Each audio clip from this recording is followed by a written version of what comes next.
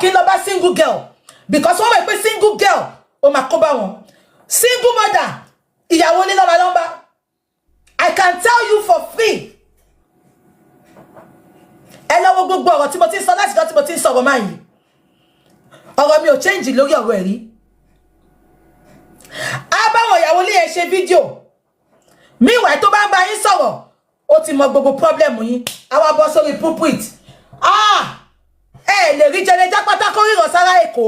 ara Amẹ́ríkà ara London ló máa ń ríran sí Ọlọ́run kọ́ ló pé o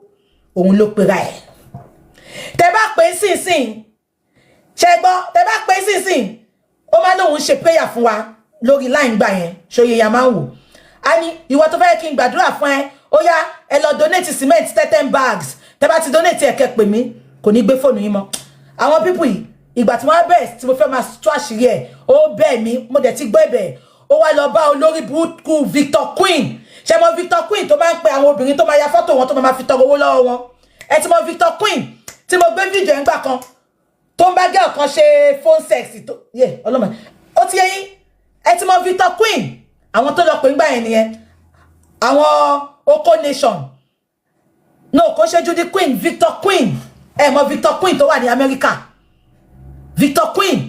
àwọn tó jàjà àwọn tó lọ bá ń gbà yẹn nìyẹn kí dẹ̀ ló ṣe lọ bá Victor Queen gọ́gọ́ ti wá sọ fún mi pé ọ̀gbágbá ni jẹjẹjá pátá o but Victor Queen trust èmi ń gbà yẹn Victor Queen torí mo gbà fún bó ṣe rí pé jẹjẹjá pátá mò ń bàjà báyìí bó ṣe lọ gbèjà jẹjẹjá pátá nìyẹn ìtòrò ti tó sí mi ìgbà fún ṣé ń gbọ́ mi now bone of contention kọ́ nìyẹn o ìgbà tí wọ́n fẹ́ bẹ̀rẹ̀ sí máa tú àṣírí jẹjẹjá pátá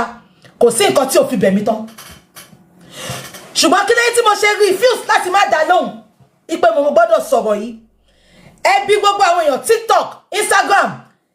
ẹ tí ìmọ̀ mi ń gbà yẹn Facebook nìkan ló ń wò mí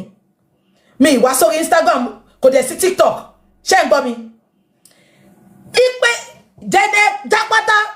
èmi ni mo kó èrò lọ sí church ẹ̀ kò sẹ́ni tó máa ń wò because gbogbo yín mọ̀ sẹ̀lẹ̀ ó ti lose you know parole lójú àwọn public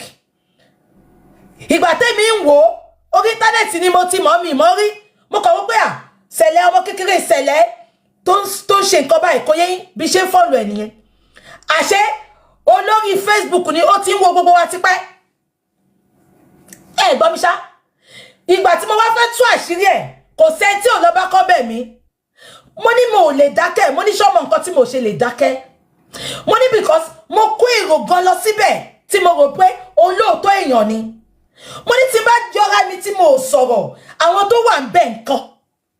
àwọn tó yìí ń gbowó lọ́wọ́ wọn ńkọ́ let me liberate people I am woman with integrity I am woman with credibility tí n bá yọ kúrò ń bẹ̀ àwọn tó wà ń bẹ̀ nǹkan yìí máa gbowó lọ́wọ́ wọn tó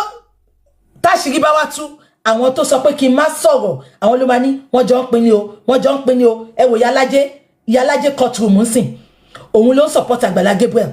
ó lè ṣẹ̀bẹ̀ pé Ìyálájé courtroom ó lè ti mọ̀ wá Gabriel gan kò ní bọ́ta sọ just because wọ́n protect nǹkan tí ò dáa